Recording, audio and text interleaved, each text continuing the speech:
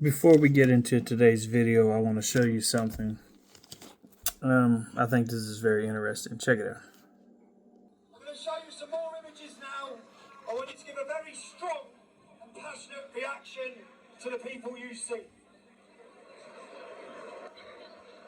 Hillary Clinton, Nancy Pelosi, This is in London. Ilhan Omar, Obama.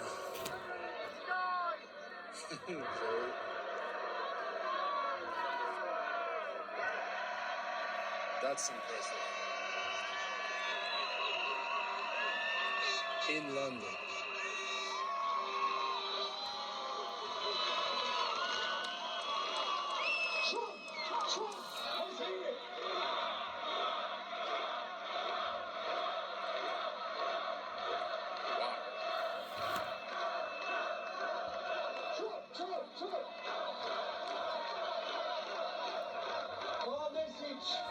Our message to Donald Trump and the United States and every American who's watching this. Your election in November is far bigger than your country, okay? Donald Trump is needed in this world to bring back peace. That's true. His leadership is needed to save the West. Don't let the media lie to you, man. People love Donald Trump, even in the UK. You can read it right there. God bless you. So that was in London, and they were bringing up pictures. I know the young man's name. I cannot remember his. I know who he is. I just can't remember his name off the bat. He's been persecuted by progressives and Marxists and all these other crazy people for his rallies and stuff he would do, and how he would try to get people, rescue them from sex trafficking and stuff like that. Imagine that you're trying to save people from sex trafficking and you get persecuted for doing so by wicked people in high places there in the United Kingdom. And he was there in London holding that rally in support of Donald Trump, and you see how they were out by the thousands in support for him there.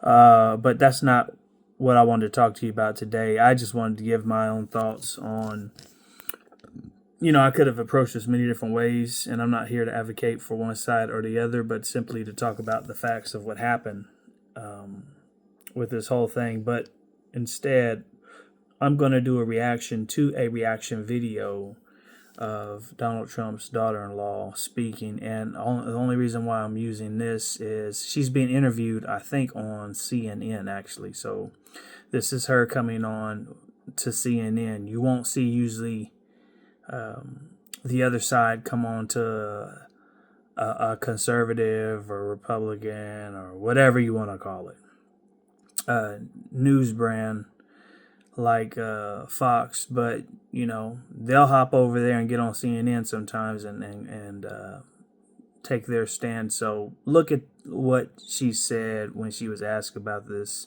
deal, and these are things I already knew, but we're going to react to a reaction video, and I just want to highlight the points and the facts that was spoken, of these of which I already knew.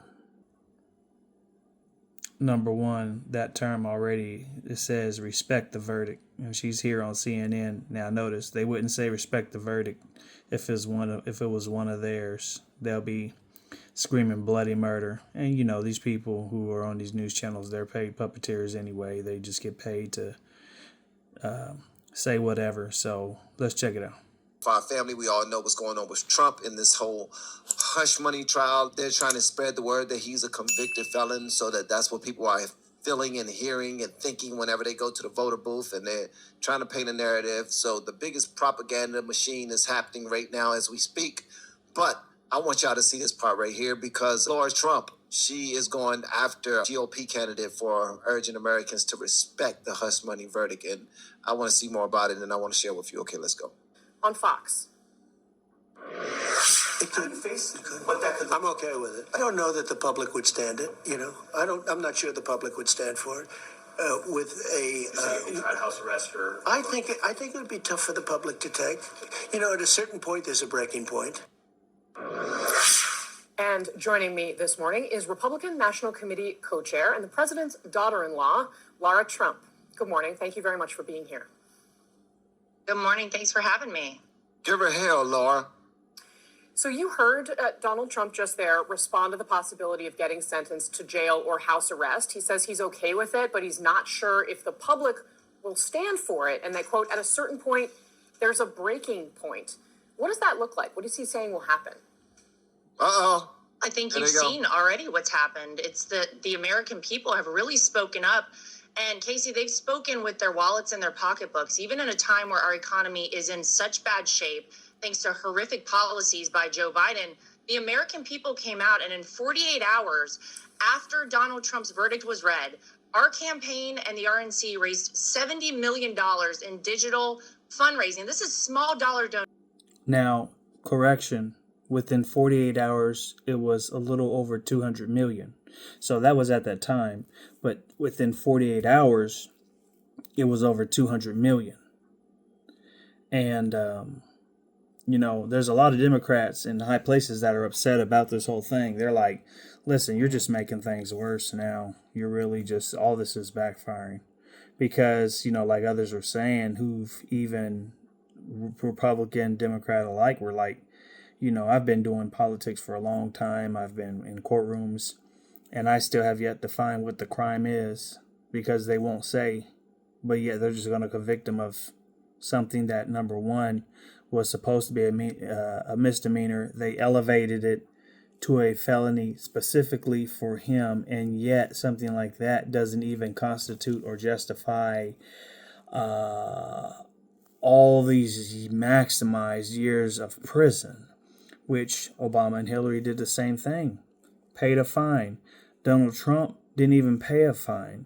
The Federal Elections Committee, FEC, didn't even charge it as a crime or even fine him for what had happened. So yet they're gonna, it's just like the relentlessness of how the devil is. The devil will use his children to come after his enemies.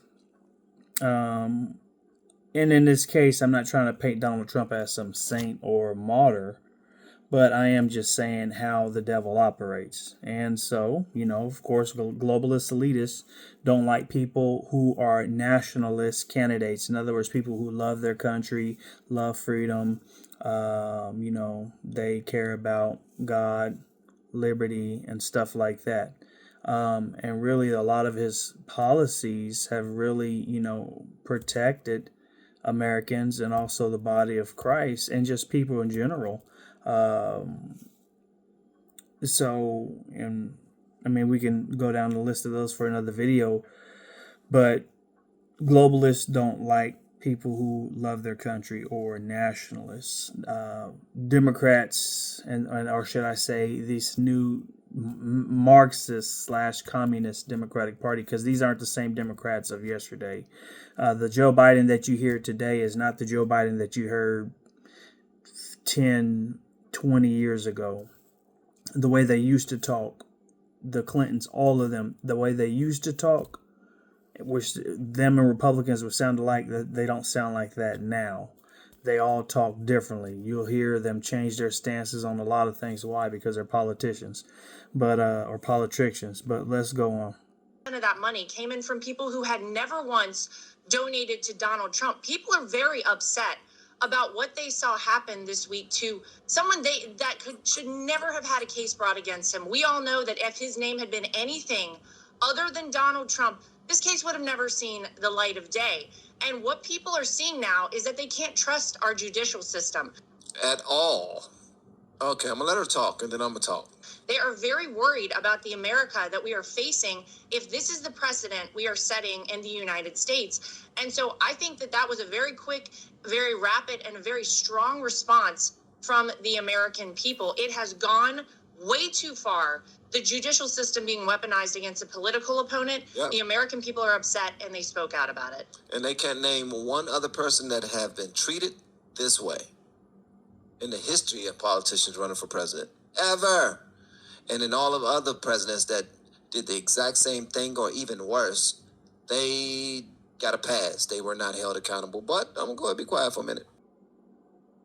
So you notice that, okay, coming up, there, she's going to make some other valid points, and you need to hear this. These are facts. You really need to hear this because a lot of you are ignorant of the facts and a lot of things that's happened. And this is only some of them. This isn't all of them, but you really need to hear this next part of what she points out. Again, this is stuff I already knew, but a lot of people are ignorant. They're not aware of what's happening, what's going on, and all this stuff. And so listen to what she points out next. And you'll hear, again, the puppet anchors say, oh, well, like she's going to say here coming up, he was convicted by a jury of his peers and, all this stuff. But watch what's happening. You'll see. Laura, this was a jury of regular Americans. Do you not trust them? Well, let's be honest. This case from the very beginning was weighed against Donald Trump. Let's look at the fact that this case was not brought by the FEC. They looked at this years ago. They said there's no case here. It wasn't brought by Cy Vance, the former district attorney of Manhattan. It wasn't even brought by Alvin Bragg himself until when? Until Donald Trump decided to run for president and he started gaining momentum. Then they decided to bring it forward. Then they had to rush it into court where in downtown Manhattan, where we know the majority of people in that city did not vote for Donald Trump. They are not fans of his. Miraculously, and defying all possible statistics as well, this judge managed to get 3 anti-Trump cases. Steve Bannon, Alan Weisselberg, the former CFO of the Trump Organization, and Donald Trump. Oh my gracious. So this dude was already the anti-Trump judge. I didn't know that. We have been teaching people how. Okay, so while he's on his little break there, this is what I'm talking about. This judge, Juan Merchan, prosecuted Steve Bannon, prosecuted another gentleman, prosecuted Donald Trump, or I'm sorry, he's the judge, was presiding over the case with Alvin Bragg, who was a DA, a state DA, maybe at one time was a federal district attorney, but he was a state DA trying to prosecute a former sitting president on a federal level. How in the world could this ever happen? Oh, in the world of Democrats, me personally, just me, this is just me speaking, I wouldn't even showed up for this nonsense and even entertained them. Because what they're doing is way out of line and way out of order. And so, but Donald Trump, trying to be fair and just and being honorable like he is, shows up to deal with all this nonsense. Non-stop lawsuits, bogus lawsuits by Loretta James, who also sponsored by George Soros on Get Trump, and the other dweeb-looking dork nerd judge, Engoron, who between him and Juan Merchan, the other judge, was constantly trying to put gag orders on Trump. In other words, we're going to do all this crap to you. We're going to act nasty. We're going to act like total jack butts or whatever, keep it holy. But yeah, you can't speak and say what you want to say. We're going to shut you up. We're going to censor you, and you shut up and don't say nothing. So this is who you're dealing with, but let her finish saying what she's going to say. Already heard it, but I have to. This is important information for me. Well, this judge managed to get 3 anti-Trump cases. Steve Bannon, Alan Weisselberg, the former CFO of the Trump Organization, and Donald Trump. He donated this judge to the Biden campaign. His daughter raises money for the opposition for Democrats. I asked you about the jury. See, they don't like that. No, I know you see. Of course you wanted her to. See, this is what you do. This is what they do. Lord Trump is giving her the business, and she's like, whoa. See, we didn't expect for you to name all these things about the judge. I asked you about the jury specifically because, you didn't see anything. She should have at least acknowledged that. Like, wow, I didn't know that. That does sound a little one-sided. Raises money for the opposition for Democrats. I asked you about His the jury wife works specifically. for Letitia James. I'm not. His wife works for Letitia. Now I can see the prosecution, I can see if the prosecution had that resume. Like the prosecution team also prosecuted Steve Bannon and all these other people, and like went down the line, and the prosecution wife worked for Letitia James, and the prosecution, but the judge, come on, guys, that's not a little shady. Tell the truth, that's not a little shady. And yet the Democrats want all of these people, like, say, let's just name it, for instance, they didn't like the judge presiding over the case with Jack Smith in Florida. So because she was fair and she's trying to be consistent in how she's dealing with things. And so the Democrats wanted her to recuse herself from this case. They didn't like what Justice Alito did by turning the flag upside down, and they tried to accuse him of all people of being a communist when really the flag upside down just means America has fallen, or it's also a distress signal. Help, America is on life support, and so to speak. So, but yet they try to flip things, and they try to invert it or bring about and create an inversion of reality, or they try to project onto others who they really are. You see them do that a lot. And again, it's not about one side or the other, because all these sides have their flaws. They all have their flaws. Trust me. And I scorched the George Bushes and all of them, and I get them quite a bit too, because I don't let the rhino Republicans, when they make a lot of mistakes, and they do, I get on them too about a lot of stuff. So again, I just want to look at the facts for what it is, and deal with just that and how they're treating Trump, because it's like rules for thee, but not for me. We want Justice Alito recuse himself from this hearing any oral arguments or Supreme Court hearings. So you don't have a vote in letting Trump off the hook, or actually giving him a fair shake, because it's already been said in New York and D.C., he was not going to get no fair shake. I mean, period. And sure enough, what happened? He didn't get a fair shake. Because how do you even tell a judge? How does the judge even tell them that they don't even have to have a unanimous decision? He tells the jury, well, you don't have to have a unanimous decision. And, and then he kept creating all these rules to kind of put pressure on them on how to rule. You see? And then he's this big, huge donor for the Democratic Party, and his daughter receives all this money on cases towards prosecutions for Trump, and also money that they raised for the Democratic Party. Come on, man. But yeah, it's okay for him to preside over this case. Whatever. Done.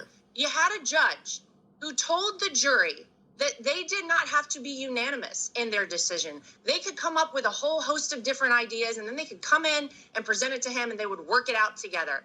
This case from the beginning has been slanted. The venue should never have been in New York City, because even they did though have to be unanimous on the documents believe charges. That Donald Trump was. And again, I asked you about the jury, the normal Americans that are part of this. Do you think it's not possible for anyone to get a fair trial by a jury? I think that this judge should have never been presiding over this case. He weighed the entire case in the eyes of the jury, and then he gave the jury instructions that were incredibly leading. And you can't blame the jury. They were doing what he told them to do. So from the beginning, this case, whether you're talking about the judge, the venue, the instructions given, or the fact that a key witness that would have exonerated Donald Trump and shown what a waste of time this entire case ultimately was, the judge wouldn't allow in. So you can't blame the jury for their decision, but the entire case has been slanted. I do want to note the former president had an opportunity to testify. He could have, and I also want to note, of course, he does plan to appeal this. Just to circle back to what we did hear from the former president this morning, this judge, who you just criticized extensively, is the person that is going to decide whether or not the former president will go to jail. What should Donald Trump supporters do if that happens? Well, they're going to do what they've done from the beginning, which is remain calm and protest at the ballot box on November 5th. There's nothing to do other than make your voices heard loud and clear and speak out against this, because this is not the United States of America, Casey. This is the kind of thing you would expect to see in the communist USSR. So they shouldn't do anything until voting starts, and then they're going to come out in droves, and I believe Donald Trump will be reelected as the 47th president. I like her messaging. Simply go to the vote and go to the voter booth and make your voices known. I mean, make your voices heard. That's it. What we can do is get out there and vote. So you, of course, are the co-chair of the Republican National Committee, and your party is set to nominate the former president for president again. And that's set to happen right now, just 4 days after he is set to be sentenced on July 11th. Are you planning or discussing any changes to the convention in programming or scheduling? Well, I think we have to be ready for anything. As we've seen, all bets are off when it comes to Donald Trump. So, yeah, we have to wait and see. It's ironic to me you had to rush this case through, and now we have to wait over a month, of course, for sentencing. Everyone can read into the irony of that, of course. But yes, we have to make plans as they happen, and we're going to have several contingency plans. The truth is, it really doesn't matter whether it's from Trump Tower in Manhattan, whether it's from Mar-a-Lago, whether it's from our convention in Milwaukee, Wisconsin. We will nominate Donald Trump as our Republican nominee, and that's what ultimately matters. So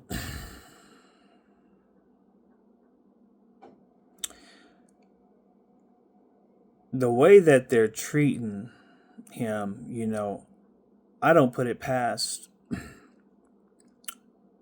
these so-called Marxists. I won't even call them Democrats, these Marxists and communists,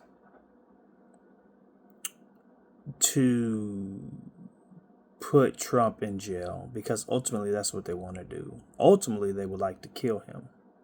This is what a lot of talks and hints has been about. Even the president and, oh goodness, I was just looking at it earlier. He was just nominated. They call him and two gentlemen got nominated in these 2 South American countries. And they call them the Donald Trumps of that country because his message is similar to them, which is pro-country, God, freedom, etc. And one of them gave a warning saying, he said they're going to try to kill Trump. And ultimately, they're going to try to Epstein him. If they put him in the Rikers Island and the Secret Service is being weak, they could ultimately say, no, it's not safe for him. We don't want him there. And they have every right to say that. I mean, number one, they should just say, you know what, this whole thing is a joke. We're not going along with it. And also they're trying to get him convicted as a felon because they can take away his Secret Service detail.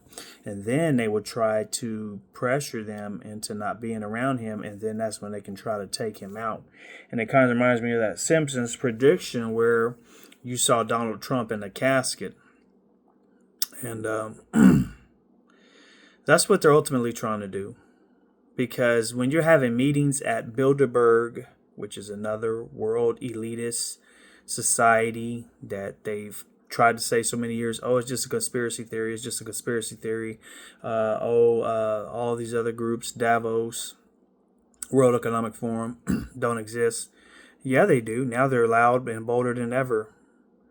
And their discussions, especially Bilderberg, since when Trump was in office and even now this year, is how to stop Trump. How to stop Trump. How to stop Trump. How to stop Trump. Am I getting your attention yet? How to stop Trump. When world power, elitists, billionaires, 1%ers come together, groups, NGOs are meeting to stop Trump. What in the world is that telling you about this man? When they say he's a threat to democracy, don't mean he's a threat to democracy. It means that he's a danger to their plans, to their Agenda 21, which was pushed by the UN, the United Nations, to have a one world this, one world that, bring down carbon emissions to X, Y, and Z, see everybody off of meat, no milk, no dairy, all these different things, which also falls into the Strong City initiatives, all these different things to get people out of the countryside and get get them all into smaller areas and urban cities and put them in coffin-style sized apartments, while the elitists, the politicians, and those who are in the big club, as one global elitist said, and you're not in it, they can live on the outside. They can live in the suburbs while you live crunched and all jammed up together, while they live the good life, while you don't get the meat. You don't get, we destroy your chicken factories, your meat factories, and all these other things, but we have access to good water and everything else, and you die while we're spraying chemicals over you. Oh no, but we're not doing that. Oh yeah, but they just admitted that in the United Arab Emirates that we are doing it. We are spraying the skies. We're spraying America. They're spraying all over the world. All these different things. These are the type of sickos and demon possessed people and crazed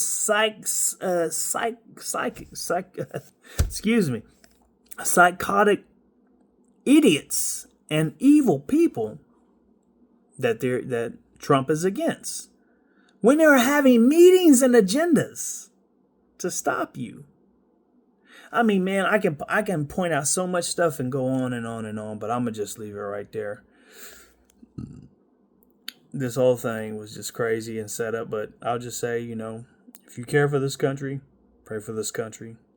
We know we're living in the last days, but until that trumpet rings, until it sounds, until it blows, we got to keep preaching the word, sharing the gospel, and pray for Donald Trump. Pray for President Trump.